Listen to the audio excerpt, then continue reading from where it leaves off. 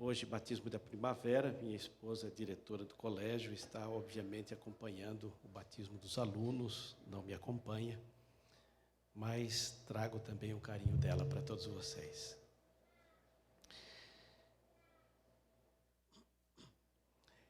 Eu trouxe hoje um tema que tem tocado o meu coração há bastante tempo. Todas as vezes que eu preparo um sermão, eu nunca o faço pensando em alguém. Nunca é um tema direcionado. Quando eu preparo algum sermão, eu preparo para mim mesmo. Alguma coisa que eu sinto que necessito da palavra de Deus. E algo que tem me chamado muito a atenção é o que eu quero compartilhar com vocês nesta manhã. Quando eu fui pastor aqui na região, nessa associação, nesse interior, meu primeiro distrito foi ali, na região de Jaú. Eu me lembro de ter comprado um carro, que para mim, na época, era um carrão, um bom carro, ainda que não fosse novo. E quando cheguei com esse carro, os filhos ainda pequenos ficaram muito excitados com aquele veículo. Era o único veículo Bordeaux da cidade. Era um Ômega Bordeaux, chamava atenção.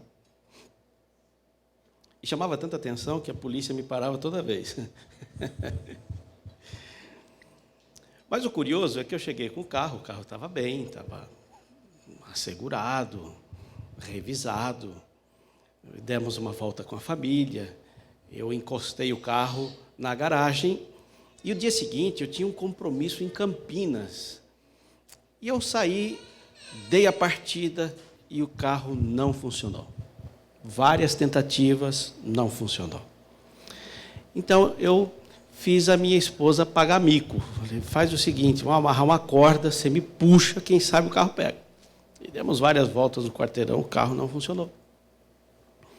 Chamei o mecânico, que havia feito a revisão do veículo, e ele me disse, traz aqui, vamos ver o que acontece. E levei lá, eu tinha pressa.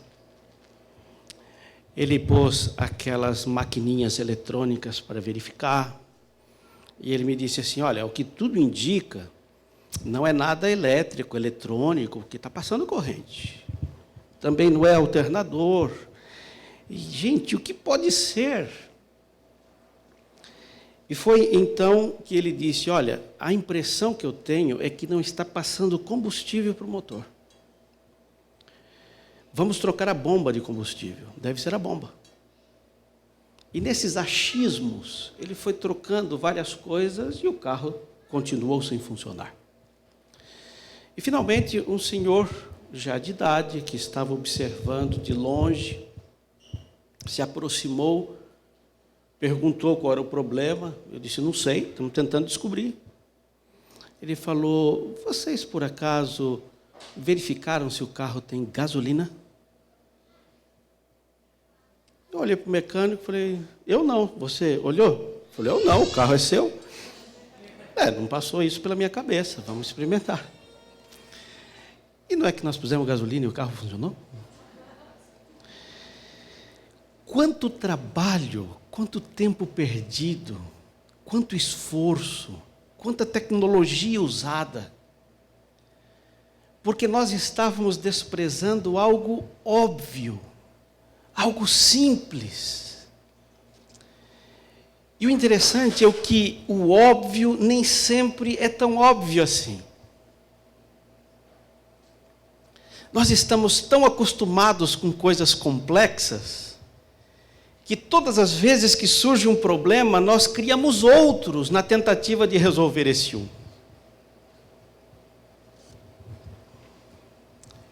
E todas as vezes que eu penso nesse incidente ocorrido no passado, eu penso na igreja, eu penso nas famílias, eu penso em mim mesmo. Nós temos uma linda estrutura como igreja. Temos um templo bonito, confortável, ar-condicionado. Nossa associação tem recurso. Nós temos recursos que poucas denominações no mundo possuem. Nós temos excelentes materiais denominacionais, milhares de tipos de estudos bíblicos. Nós não temos problema com algo que nos falta, nós temos problema com o que nos sobra. O que fazer com tanto material? Mas apesar de termos tudo isso, parece que falta algo para nós. Às vezes, eu como pastor me sinto como um velho cansado que está arrastando sozinho um trem com 50 vagões carregados e a coisa parece que não anda.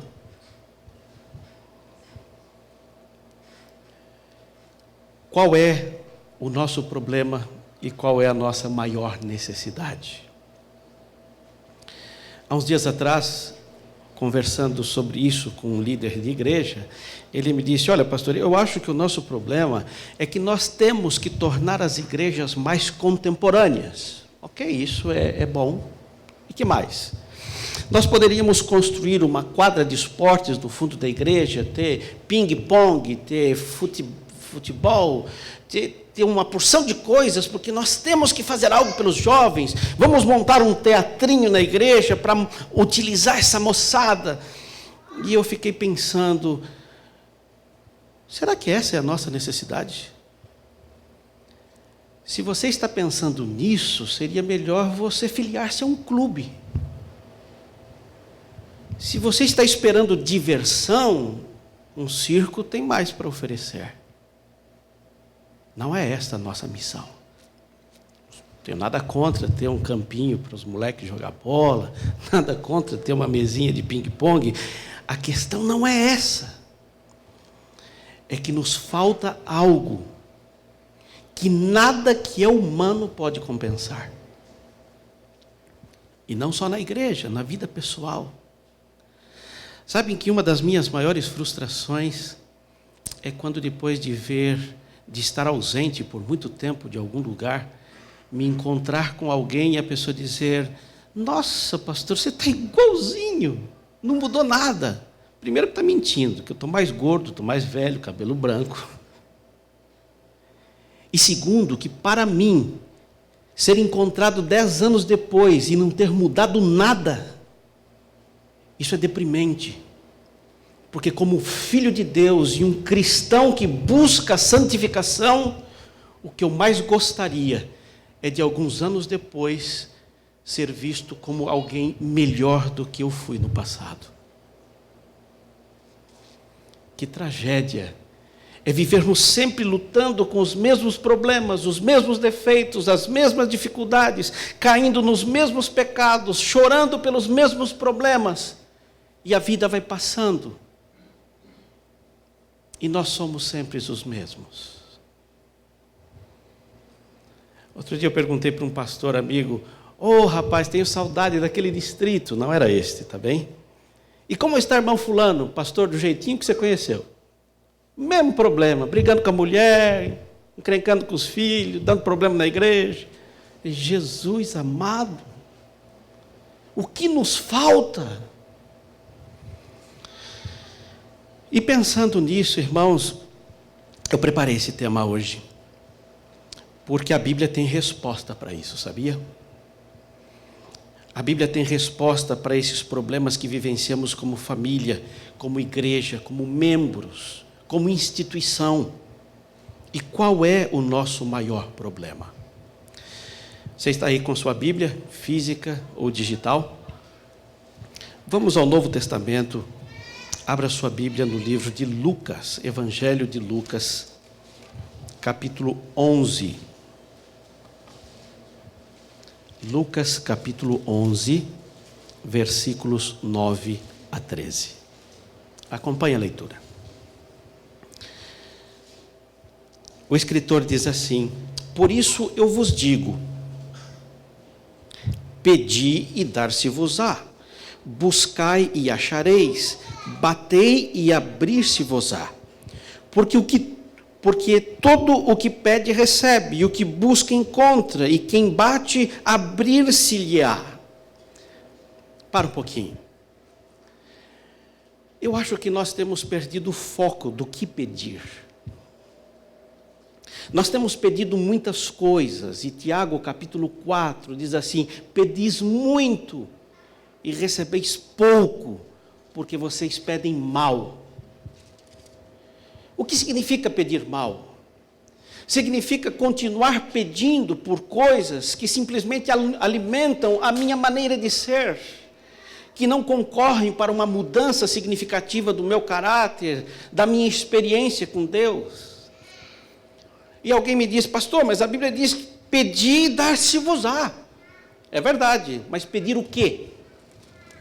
A Bíblia não está dizendo aqui que você pode pedir qualquer coisa? Ou está? Vamos com o contexto? Qual dentre vós é o pai que, se o filho lhe pedir pão, lhe dará uma pedra? Ou se pedir um peixe, lhe dará em lugar de peixe uma cobra? Ou se lhe pedir um ovo, lhe dará um escorpião? Ora, se vós que sois maus sabeis dar boas coisas aos vossos filhos, quanto mais o Pai Celestial dará o quê? Repete, dará o quê? O Espírito Santo. Para quem? Para aqueles que pedirem. Nós temos pedido muito, sim, mas pedido o quê? Preste atenção nos pedidos, nos cultos, nos papeizinhos de pedidos. Ai, pela cura de não sei quem. Pela alguém que está internado. Tudo isso é lícito, está bem.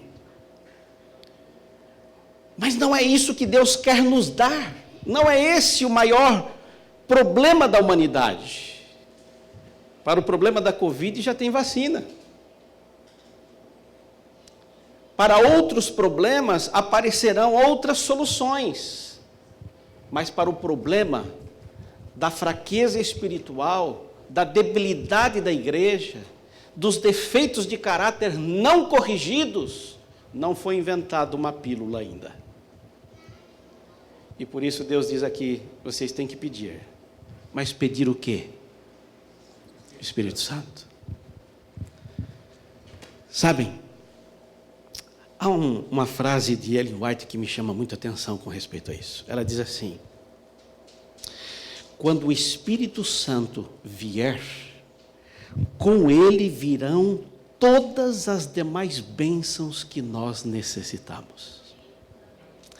Às vezes, quando eu falo desse tema, eu sempre penso que receber o Espírito Santo é como um pobre, miserável, que está acostumado a mendigar, de repente se casar com um multimilionário. Ele não precisa mais mendigar por pão, por roupa, por abrigo, porque ao casar-se com esta pessoa, juntamente com ele, o que virá? Toda a sua fortuna, toda a sua riqueza, todo o conforto, todo o bem-estar. O problema é que nós ainda estamos focados somente numa necessidade específica. É a cura, é a saúde, é o pão de cada dia, quando Deus quer nos dar e necessita dar muito mais do que aquilo que temos e do que percebemos precisar. Pedi e dar-se-vos-á. A Bíblia promete: Ele dará o Espírito Santo. Para quem? Para aqueles que pedirem. Quantas vezes você já pediu por isso? Quantos cultos nós fizemos para pedir a Deus o Espírito Santo? Quantas reuniões de oração nós já fizemos para clamar que Ele nos envie esse poder? Quantos? Nós continuamos como aquele carro que está todo bonito, bem equipado, com um motor potente, mas que falta combustível. A igreja falta combustível. E a gente fica tentando driblar isso com outras opções humanas. O povo não está vindo à igreja, vamos trazer o pregador A, vamos convidar o pregador B, quem sabe se trouxermos o conjunto C, o povo vai vir, vamos fazer sorteios. Nada disso é pecado. Mas são estratégias humanas que não podem solucionar um problema espiritual. Eu quero chamar sua atenção a esse fato, porque antes da volta de Jesus, precisaremos receber o poder do Espírito. Sem o poder do Espírito Santo, nada vai acontecer e não terão pessoas preparadas para recebê-lo em sua segunda vinda. Me permitam citar um pensamento de Tozer, um escritor inglês do século XVIII. Esse homem escreveu assim: se o Espírito Santo fosse retirado de nossa igreja hoje, preste atenção, se o Espírito Santo fosse retirado de nossa igreja hoje, 95% das coisas que nós fazemos, continuaríamos a fazer e ninguém notaria a diferença. Mas se o Espírito Santo tivesse sido retirado da igreja primitiva, 95% das coisas que estavam sendo feitas iriam cessar e todos perceberiam a diferença. Você sabe qual que é o meu maior medo hoje como pastor? É ter aprendido técnicas de manipulação de pessoas e mover a igreja pela minha habilidade, mas sem o Espírito Santo.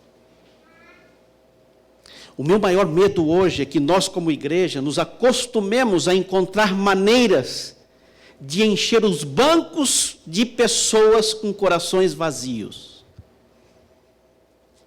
E tiramos foto e subimos nas redes sociais como um êxito tremendo. Não tinha lugar hoje na igreja. Mas não é isso que estamos buscando. Estamos buscando pessoas que estejam cheias do Espírito Santo. E por que precisamos dele?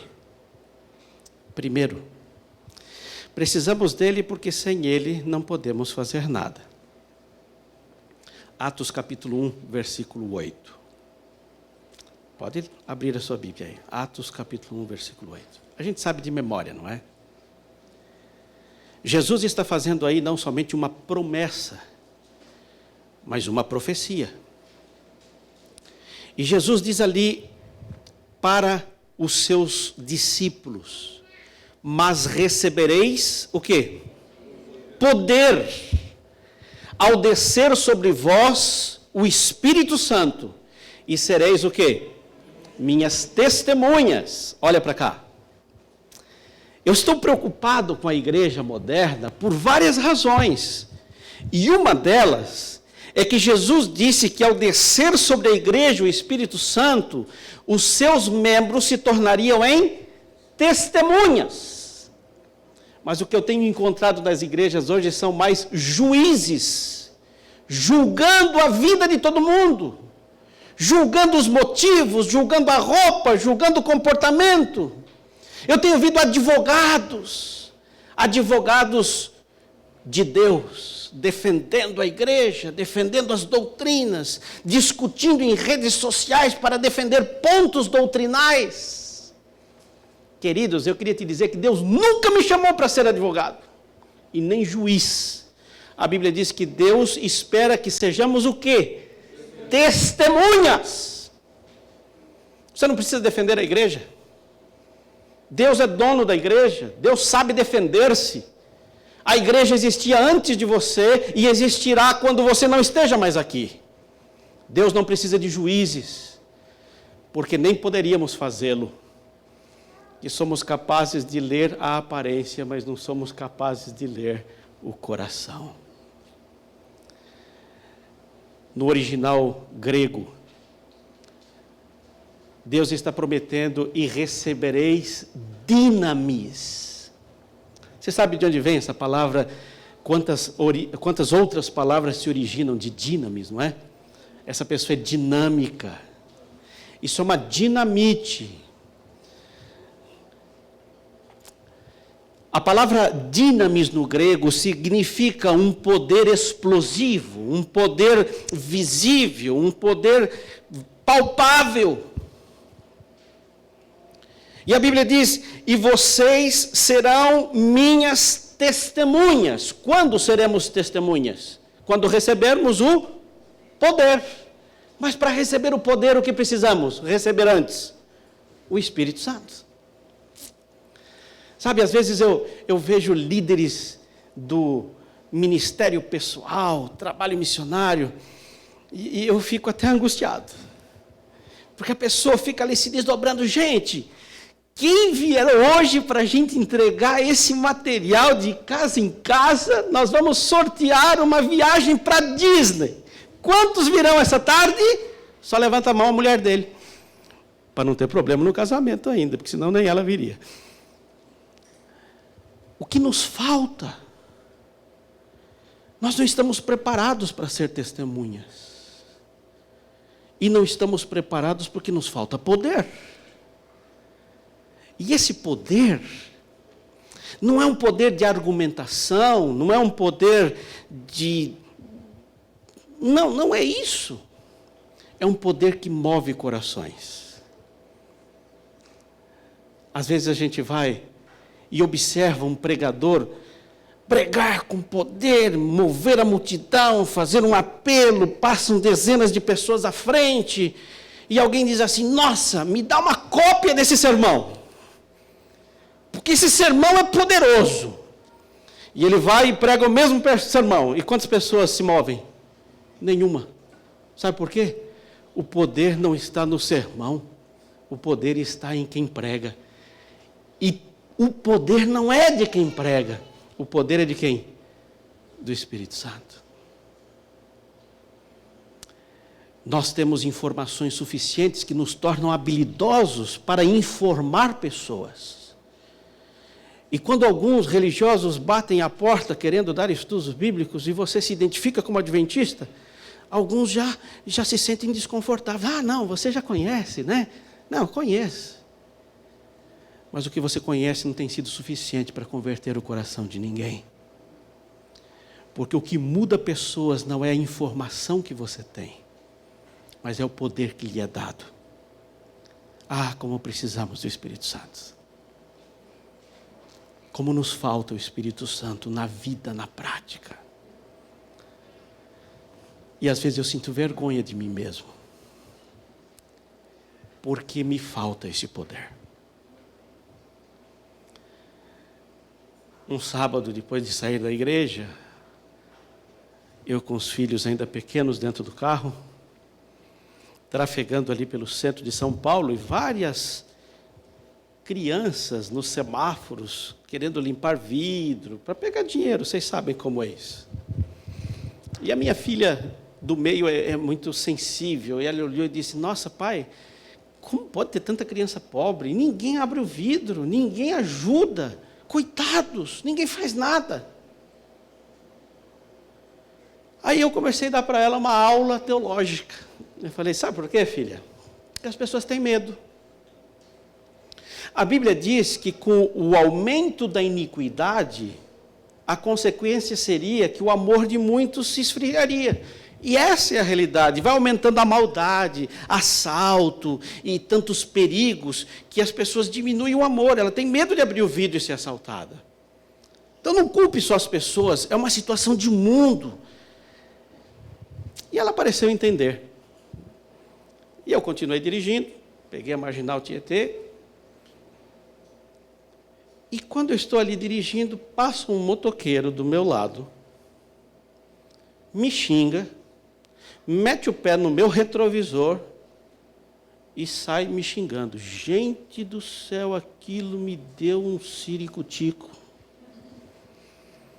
E eu fiquei com vontade de atropelar aquele cara. Mas eu não fiz, claro, né? Mas dentro do carro eu fiquei vermelho. E eu xinguei aquele xingamento de crente. Sua mula de Balaão, filho de Jezabel, né? No carro todo mundo ficou mudo. E depois que eu me acalmei, a minha filha disse assim: bem diz a Bíblia que com o aumento da iniquidade, o amor de muitos se esfriará. Uau! Que Que vergonha. Que tapa na cara. Sabe por quê? Porque falamos do que não vivemos. Pregamos o que não experimentamos. E por isso não testificamos. Porque nos falta poder. Estou confessando pecado hoje aqui, né? Pastor geralmente só conta bênção. Eu vim na contramão hoje contando pecado. Quantas vezes você já se decepcionou consigo mesmo? Quantas vezes você falou coisas que não deveria e você se desculpa dizendo, ai gente, me desculpa, eu sou estourado mesmo, eu sou sanguíneo, sabe? Puxei minha mãe, porque lá em casa todo mundo é assim. Você já está justificando, a culpa é da mãe, é do seu temperamento, é o gênio ruim. Só que isso pode ser corrigido. Com o quê? Quando vier poder. Mas a gente se desculpa. Ai, desculpa, eu não queria ter falado isso. Já mentiu, primeiro. Você não fala o que você não quer. Você falou porque você queria falar.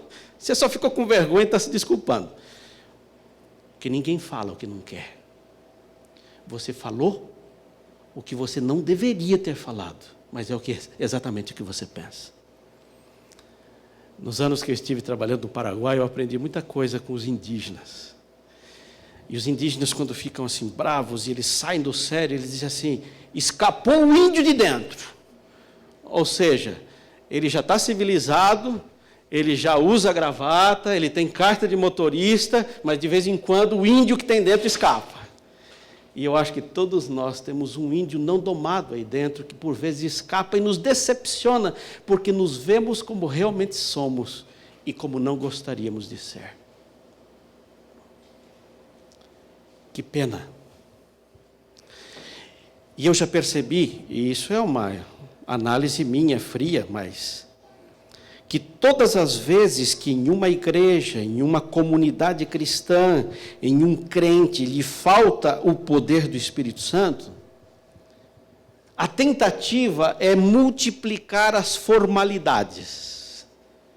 Porque quando a gente multiplica formalidades, dá-nos a impressão de sermos um pouco mais santos. Então aqui só se prega de gravata. Já viram lugares assim? Porque não importa muito o seu caráter, mas quando você está de gravata, dá a impressão de que você é mais santo que os demais. Eu já fui em lugares que diz, olha, gravata vermelha não pode, porque o vermelho é símbolo do sangue da taça de Babilônia. Jesus, dai-me paciência. A gente multiplica formalidades e cerimônias, e ora de joelho, agora em pé, e canta sentado, e canta deitado, e canta ajoelhado, e o visitante que está na igreja nem sabe, agora eu levanto, eu sento, eu deito, o que é que eu faço? Porque a gente está faltando poder e multiplicando cerimônias, porque isso nos dá a falsa sensação de santidade. Sabe o que é mais triste? É que tudo isso pode enganar os homens, mas não impressiona o coração de Deus. A coisa mais triste da cerimonialidade é que a gente engana pessoas, até a gente mesmo, menos a Deus. E a tragédia está retratada em Mateus. Porque a Bíblia diz que chegará um dia em que nós chegaremos diante de Deus e nós diremos para Ele, Senhor, cheguei. Em Teu nome eu expulsei demônios, eu curei enfermos, eu fiz isso, aquilo, eu cantava na minha igreja, eu era líder lá na Novo Tempo, eu fiz e aconteci. E Deus fica olhando assim e diz, mas quem que é você mesmo? Você não lembra? Eu fiz tanta coisa em Teu nome. E a Bíblia diz que Jesus irá olhar e dizer, não vos conheço. Apartai-vos de mim, vós que praticais a iniquidade. Uau! Isso me choca. Porque o que você entende por iniquidade? A gente até entende que o que mata, o que rouba, o assassino, o bandido, o adúltero estará fora do reino dos céus. Mas esse indivíduo que está à porta do céu reclamando o seu direito de entrada, não é nenhum desses estereótipos que eu criei ao longo do tempo. Muito pelo contrário. É um crente de terno, é uma mulher de saia comprida, que não rapa a perna, que não corta cabelo, que não usa maquiagem. E chega diante de Deus, Senhor, como se pudesse medir santidade pelo tamanho do pelo que você tem na perna.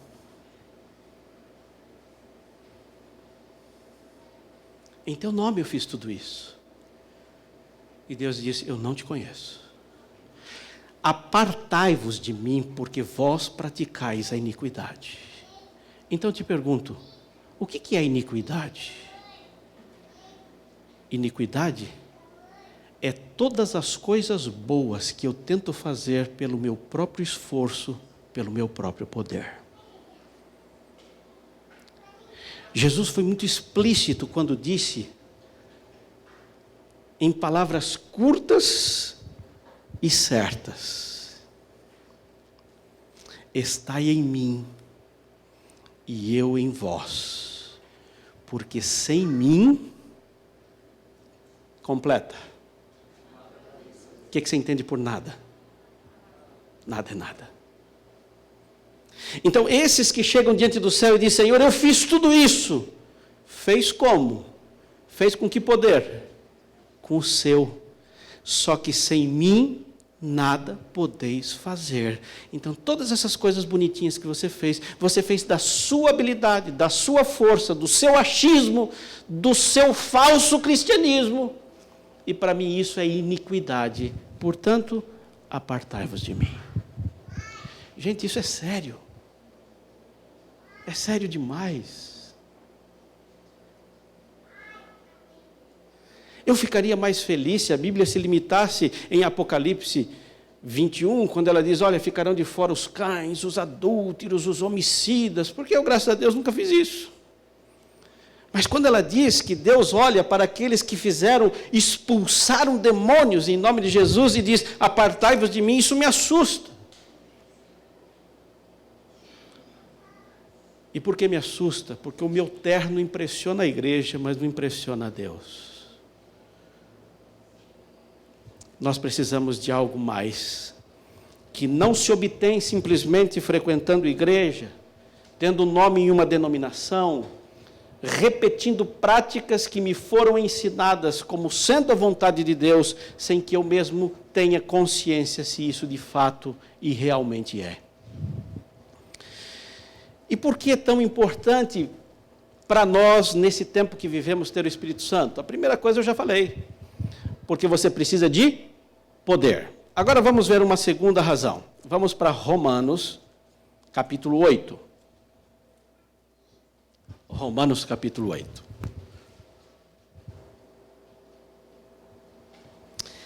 Esse capítulo inteiro é muito poderoso,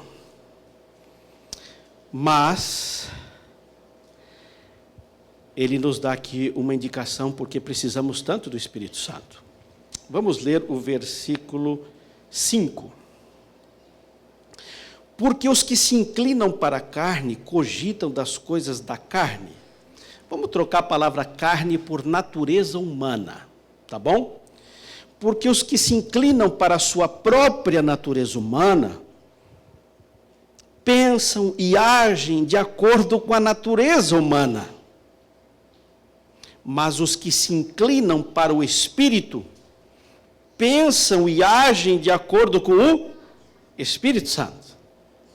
Então aqui tem uma lição muito evidente para nós. Por que eu preciso tanto do Espírito Santo? Porque o que é nascido da carne é carne. Porque em carne eu fui gerado. Eu recebi a herança dos meus pais. E eu reproduzo essa herança, querendo ou não. E Jesus disse para Nicodemos, quem é nascido da carne é carne. Mas para entrar no reino dos céus é preciso nascer do Espírito. Aí no versículo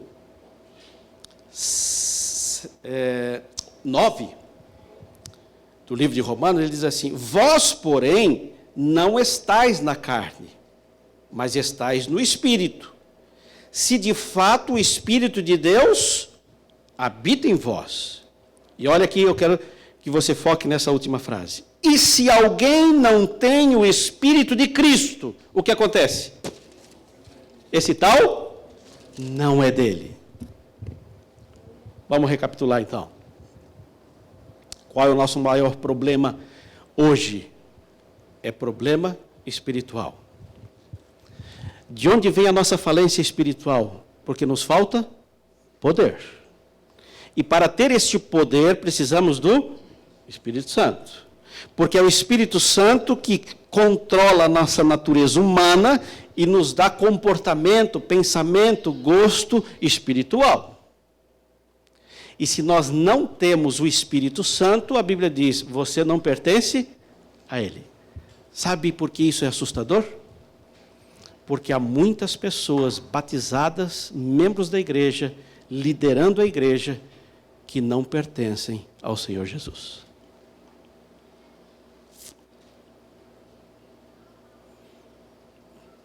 Eu tenho medo de ser um deles. Vamos agora para o livro de Coríntios. Abra aí a sua Bíblia.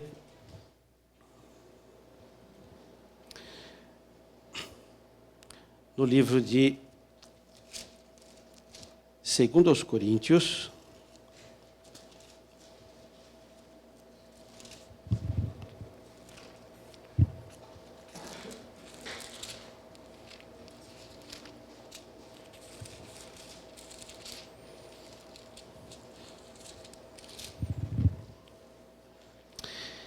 Perdão, é primeiro Coríntios.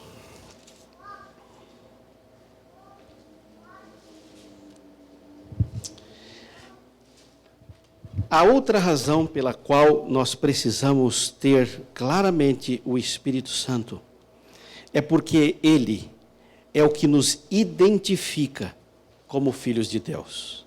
Na verdade, o sinal do Espírito Santo, o sinal do povo de Deus, é o Espírito Santo. Por muito tempo, nós temos ensinado que o sinal do povo de Deus é o sábado, e eu não duvido disso. Isso está na Bíblia. Mas não basta guardar o sábado para ter o sinal de Deus.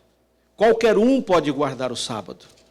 O que identifica o povo de Deus não é o dia somente que você guarda, mas é ter o Espírito Santo como o seu identificador. 1 Coríntios, capítulo 2. Agora eu preciso da sua ajuda para a gente identificar aqui 3 elementos que Paulo fala com clareza, tá bom? Sua ajuda aí. 1 Coríntios, capítulo 2. E vamos ler primeiro o versículo 14. Olha o que diz aí.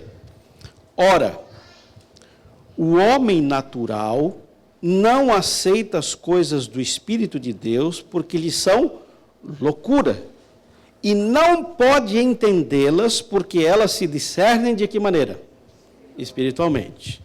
Então, pega essa bola aí. O primeiro tipo de pessoa que o apóstolo Paulo identifica aqui na Bíblia é o homem que ele chama de homem natural. Quem é o homem natural? É o homem que não está nem aí para as coisas espirituais. Ele não está nem aí para a igreja, para coisas espirituais, religiosas. Ele não frequenta a igreja. A sua temática é viver o aqui e o agora. Na mentalidade dele, e isso já existia no tempo de Paulo, esse homem natural é aquele que vive de acordo com as suas inclinações naturais. Ele faz o que ele gosta. Porque a sua temática é: comamos e bebamos, porque amanhã morreremos. O que tem depois disso? Nada. O mais curioso é que eu tenho encontrado em redes sociais, você vê muito sobre o que as pessoas pensam naquilo que elas escrevem nas redes sociais. Você quer conhecer alguém? Dá uma visitada no Facebook, no Instagram. Adventistas escrevendo assim: gente, vamos curtir mais a vida, vamos cobrar menos, vamos errar mais, vamos desfrutar do momento, porque ao final isso é tudo o que levamos dessa vida. Irmão, se você adventista pensa assim, você está em lugar errado. Porque nós esperamos muito mais do aqui e agora. Nós esperamos novos céus e nova terra. Então tem mais. Mas o homem natural não. E quando você conversa com o homem natural, você tenta explicar alguma coisa da Bíblia para ele, a Bíblia diz que ele não entende. Não é uma questão de maldade, não é porque ele é contra a religião, não. Ela diz, ele não entende e não pode entender, porque coisas espirituais só podem ser compreendidas como? Espiritualmente. Então eu vou te dar uma dica aqui. Primeiro para você, mãe. Mãe é uma bênção de Deus, mas às vezes mãe sabe ser mais chata do que vendedor de produto do Silvio Santos. Tem mãe que acha que você vai mudar o seu filho por sermonear. Então você fala, e o filho até fica de paciência cheia. Mãe, chega, já falou isso 1000 vezes. E a mãe diz assim, mas eu falo e você não muda. Entra por aqui, sai por aqui. Sai mesmo. Porque se sermonear mudasse alguém, todos nós que estamos aqui já seríamos santos. O que muda o coração de alguém não é a quantidade de sermões que você dá, mas é o poder que existe por trás desta palavra. Jesus disse que ao subir ao céu, ele enviaria o Espírito Santo, e ele disse a razão, porque ele convencerá o mundo do quê? Do pecado, da justiça e do juízo. Quem convence alguém de alguma coisa? O Espírito Santo. Seu filho precisa do Espírito Santo. Seu marido precisa do Espírito Santo. Você precisa do Espírito Santo. Porque o homem que não é espiritual não vai entender isso se não for por meio do Espírito Santo. Agora Paulo diz que há mais 2 grupos de pessoas. Me ajuda aí. Versículo... capítulo 3, versículo 1 e 2. Olha que sério. Ele diz assim, eu, irmãos, não vos pude falar como a espirituais, e sim como a carnais, como crianças em Cristo. Olha para cá. Paulo está pregando para quem? Para a gente da igreja ou fora da igreja? Da igreja. Como que eu sei disso? Que ele está chamando as pessoas de quê? De irmãos. Ele está pregando para irmãos. E o que Paulo está dizendo aqui? Olha, eu fui aí na igreja e eu pensei que poderia falar para pessoas espirituais, porque é isso que eu espero encontrar na igreja. Mas, para minha surpresa, eu descobri que aí na igreja não tem espirituais, tem pessoas carnais. E como são carnais, eu não pude dar alimento sólido, eu tive que alimentar com leitinho, porque vocês não podem suportá-lo e nem ainda agora podeis.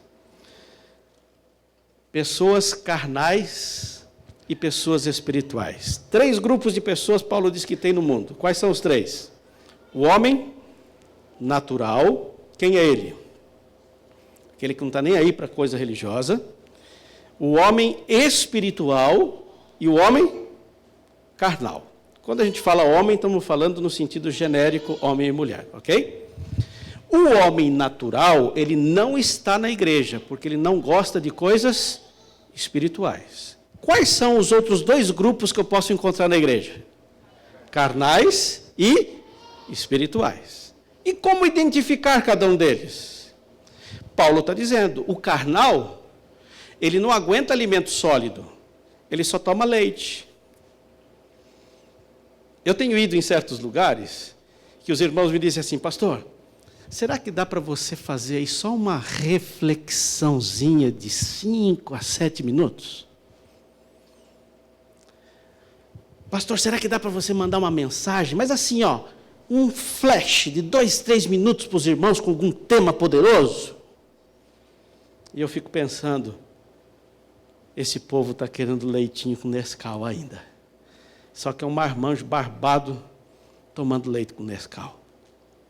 Você acha, sinceramente, que um povo que está se preparando para a volta do Senhor Jesus Cristo, no final dos tempos em que estamos vivendo, você alimenta com mensagenzinhas de 5 a 7 minutos? Você acha que alguém pode se aprofundar nas profecias com 5 a 7 minutos? O cristão carnal, ele vem para a igreja em busca de satisfação do seu desejo, da música que eu gosto, do pregador que me agrada. Eu quero sentar naquele lugar que é o meu lugar. Ele não está preocupado com questões espirituais, ele está preocupado com o seu próprio gosto, sua própria vontade, e por isso ele vem. E ele faz o que lhe agrada, ele ouve quem ele gosta, ele aceita a mensagem que toca o seu eu. Então, quando o pregador vem e conta alguma coisa que lhe se agrada, ele sai lá na porta e diz: nossa, gente, hoje o Espírito Santo estava nessa igreja. Eu senti no meu coração, eu chorei. Mas se vier um pregador que aponta os seus pecados, que chama o pecado pelo próprio nome, que apela ao arrependimento, ele vai sair na porta e dizer: nossa, que radical, esse cara é meio fanático. São os carnais. E Paulo se decepciona quando vai à igreja e vê que ali não havia pessoas espirituais. Bom, você já sabe quem é o homem natural, você já sabe quem é o homem carnal e quem é o homem espiritual. Nós estamos falando que Deus vai enviar quem? O Espírito Santo. Então, quem são pessoas espirituais? Pessoas que têm o quê?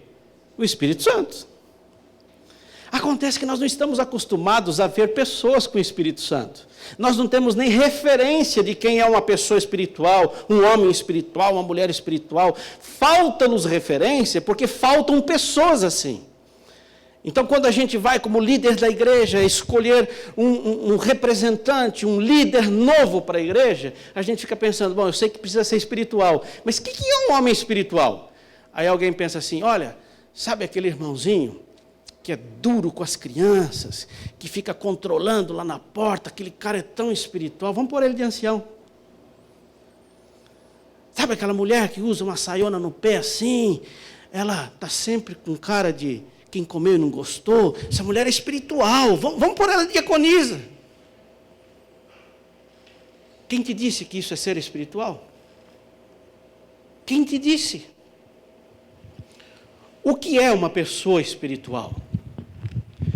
É a pessoa que tem o Espírito Santo. Então vamos ver como se comporta quem tem o Espírito Santo. Vamos para o livro de Gálatas, capítulo 5. Me acompanha lá? Gálatas, capítulo 5. Ele fala que a pessoa espiritual, ela se comporta de uma maneira distinta e que dá para perceber. E o versículo 22 diz assim: sabe, quem tem o fruto do Espírito, você vai ver algumas coisas nessa pessoa. Primeiro, você vai ver amor, você vai ver alegria. Então, essa pessoa que está sempre com cara de quem comeu e não gostou, não sei, eu acho que é difícil ter Espírito Santo aí. Porque o Espírito Santo produz alegria. Produz o que mais? Paz. Gente pacificadora, gente tranquila, gente que não arranja problema. Pessoas longânimas, pacientes, tranquilas, bondosas, fiéis. Fiéis à igreja, fiéis aos princípios, fiéis à esposa, fiéis ao marido, fiéis às suas próprias convicções. São fiéis. São mansas. Elas têm domínio próprio. Você pode até pisar no calo. Dói, mas ela não arrevida, não. Você já viu crente assim? Eu sou muito bom, mas não pisa no meu calo. Você é bom coisa nenhuma, você é uma praga disfarçada. E a Bíblia diz: sabe quem tem o Espírito Santo? Aqueles que crucificaram a carne com as suas paixões e concupiscências. E se vivemos no Espírito, o que nós faremos? Andaremos no Espírito. Sabe, irmãos, os espirituais são aqueles que permitem que o Espírito Santo trabalhe no coração, que mude o seu comportamento, que mude a sua maneira de ser, que mude a sua vida, que mude seus valores, seus princípios, não de acordo com a sua vontade, mas de acordo com a vontade de Deus. nós precisaríamos fazer uma autoanálise. Eu lembro que no passado, eu não sei se ainda faz, Júnior, no fim do ano as empresas punham uma plaquinha, fechado para balanço. Hoje em dia não faz mais, que está tudo computadorizado, não precisa mais. No passado era comum, fechado para balanço. Ao final do ano, as empresas paravam para contabilizar os ganhos, contabilizar as perdas, para verificar o seu estoque, para saber se compensa continuar abrindo as portas ou não. Uma análise profunda dos resultados. Eu diria para vocês que nós temos como membros de igreja de fechar para balanço. Fazer uma análise da vida, dos seus relacionamentos, da sua maneira de ser, da sua maneira de ser mãe, da sua maneira de ser esposa, de ser marido, de ser patrão, de ser empregado. E se você percebe não estar dentro desse critério, então há algo para mudar. Você percebeu que ali em Gálatas capítulo 5, Paulo não fala de frutos, ele fala de fruto. É um fruto com vários gomos. Imagina aí uma mexerica. E a hora que você se analisa, você fala, olha, até que eu sou bonzinho. Manso? Eu sou até manso. Mas paciente eu não sou. Se você percebeu que tem um gomo no seu caráter que não se adequa a isso, saiba que este gomo não regenerado colocará em risco toda a fruta. A pergunta é, você é espiritual ou você é um carnal vestido de crente?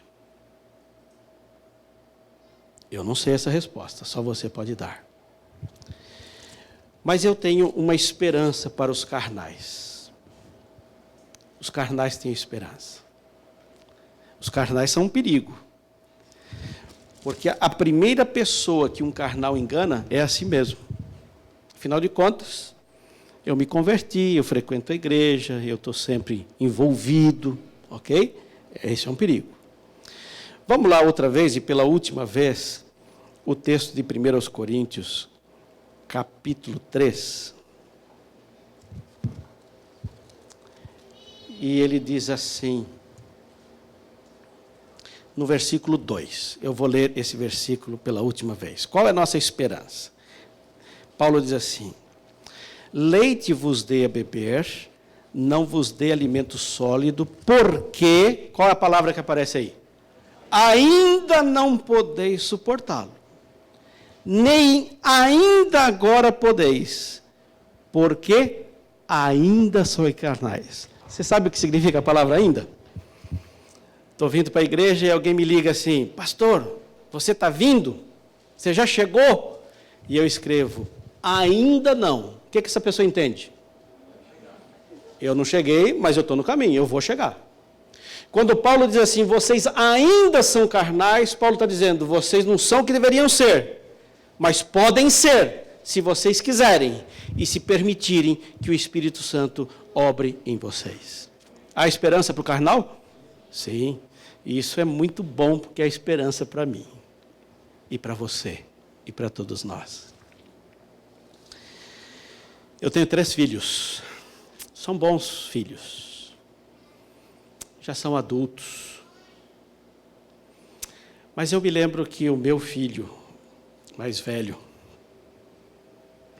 quando pegou aí os seus 17 anos, ele decidiu desafiar os valores que ele aprendeu da família.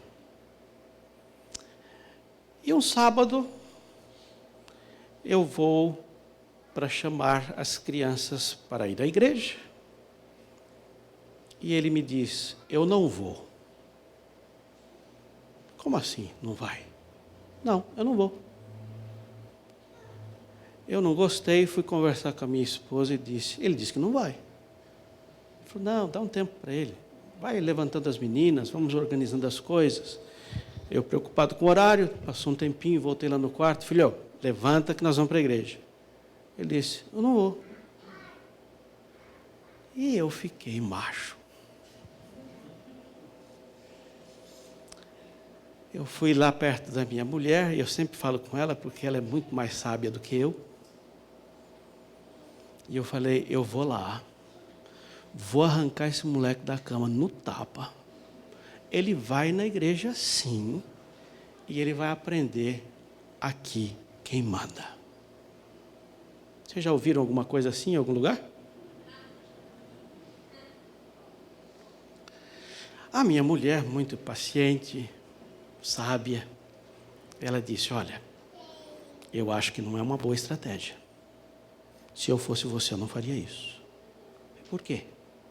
Você acha que eu devo deixar ele aí? Vamos nós para a igreja, ele fica aí? Ele faz o que ele quer agora? Ela falou, eu acho que não é uma boa. Por quê? Bom, primeiro que ele é bem maior do que você. Se você chamar para briga, você corre o risco de apanhar e vai ficar feio para você. Segundo, que não resolve.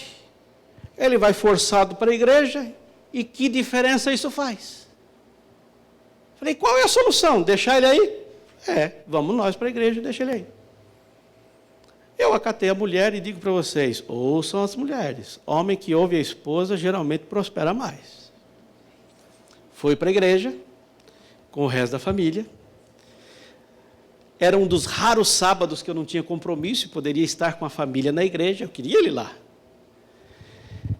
Passa a escola sabatina inteira e o moleque não vem. Ela falou, não, deixa ele, daqui a pouco ele vem. Quando terminou a escola sabatina, eu falei, não, agora já abusou demais, agora eu vou buscar. E agora vai vir no pau. Porque você já pensou, o que os irmãos vão pensar? Que o filho do pastor não vem na igreja? Como que eu fico nessa história? Eu vou lá buscar. E eu saí de casa, da igreja, pisando duro, fui para o estacionamento, eu estava assistindo o culto no IASP, vocês conhecem lá, fui pegar o carro no estacionamento, e quando eu estava indo para o carro, seguro de buscá-lo na força, eu fui impressionado. Não ouvi uma voz, não abriu o céu para mim, mas algo impressionou a minha mente com um texto de Zacarias, capítulo 4, que disse, nem por força, nem por violência, mas pelo meu Espírito, diz o Senhor dos Exércitos. Eu levei um choque. Parei, pensei e concluí. Isso é coisa da minha cabeça. Eu tenho que ser duro para pôr esses moleques na linha. E continuei indo para o carro e de novo essa impressão na minha mente. Não por força, não por violência, pelo meu Espírito, diz o Senhor. E aquilo me quebrou. Emocionalmente me quebrou. Eu parei ali onde estava, fui para baixo das árvores e comecei a orar, a clamar a Deus por mim e pelo meu filho. Eu percebi ali que eu não estava tão preocupado com a salvação do meu filho, eu estava preocupado com a minha autoimagem, o que as pessoas vão pensar do pastor, o que vão pensar do filho do pastor. Eu estava preocupado comigo. Eu estava agindo na carne ou no espírito? Na carne ou no espírito? Na carne. E Romanos capítulo 8 diz, e quando agimos na carne, a carne produz morte. E eu me quebrei. Chorei, pedi perdão, orei pelo meu filho e decidi voltar para a igreja. Minha esposa estava certa. E quando eu estou voltando, caminhando lentamente em direção à igreja outra vez, quem conhece sabe, lá o IASP, aquele portãozão do IASP, tem aquela avenida grande, né? Eu olhei lá para baixo e vi um moleque vindo para a igreja. Falei, opa, Deus já respondeu a oração, que bênção. Falei, eu vou esperar ele chegar. Mas o moleque vinha tão devagar, que eu pensei que ele chegaria para o JA da semana seguinte. E já me deixou meio nervoso outra vez. Mas que moleque lerdo esse que não vem logo? Eu fazia sinal, vem filho. E ele vinha. Quando chegou mais perto, eu olhei para o moleque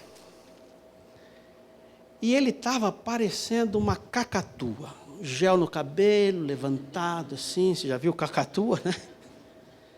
Camisa para fora da calça, jeans rasgado, tênis desamarrado.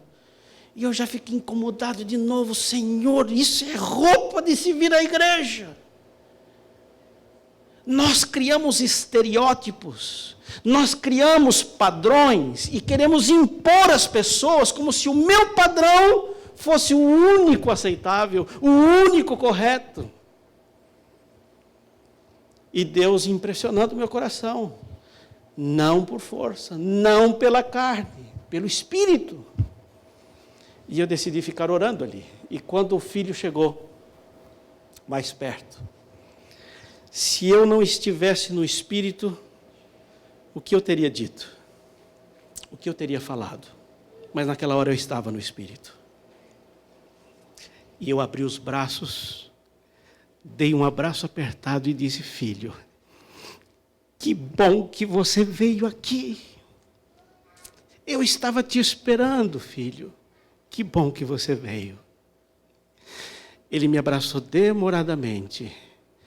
Entrou na igreja comigo, com o braço no meu ombro. Sentou no mesmo banco, deitou o ombro, a cabeça no meu ombro. Assistiu o culto inteiro e nunca mais saiu. Meu filho hoje é engenheiro de uma associação. O moleque que não queria vir à igreja hoje constrói igrejas. E eu fico pensando, qual teria sido o resultado se Deus não tivesse me impressionado para deixar a carne e agir no Espírito? Você já parou para pensar como seria diferente a sua família, o seu casamento, como seria a relação com seus filhos, como seria uma reunião de comissão de igreja, se nós permitíssemos ser movidos pelo Espírito de Deus? Eu quero te desafiar nesta manhã. Qual é a nossa maior necessidade? A nossa maior necessidade se chama Espírito Santo. E quando Ele vem, Ele muda. Ele muda você, primeiro você, e depois os outros. A igreja precisa do Espírito Santo. O marido precisa do Espírito Santo. A esposa precisa, os líderes da igreja precisam. E o dia que esse Espírito chegar, a Bíblia diz, Ele vos dará poder. Eu quero esse poder. Em março desse ano, meu pai faleceu de Covid. 30 dias depois que meu pai morreu, morreram mais 8 familiares, todos de Covid. 2 funerais por semana. E eu cheguei a visitar alguns e me senti tão pequeno. Porque eu me lembrei do livro de Atos dos Apóstolos, quando os apóstolos chegam na porta do templo e encontram um mendigo ali pedindo esmolas. E eles olham para o mendigo e dizem, olha, infelizmente eu não tenho esmola. Eu não tenho ouro e nem prata, mas tudo que eu tenho, isso eu te dou. Em nome de Jesus Cristo, levanta-te e anda. Eu te pergunto, Deus pode fazer isso hoje? Sim ou não? Sim. E por que não faz? Porque isso não é feito com poder humano.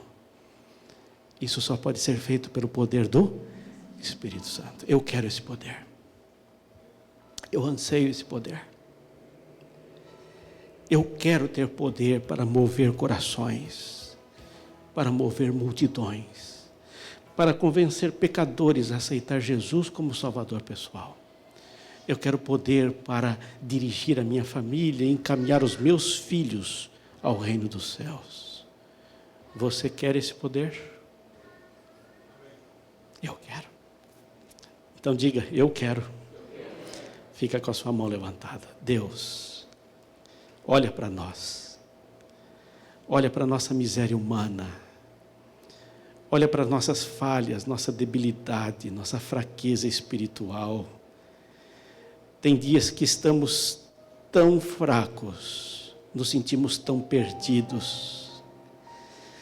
Tem dias que não sabemos nem o que dizer para os filhos.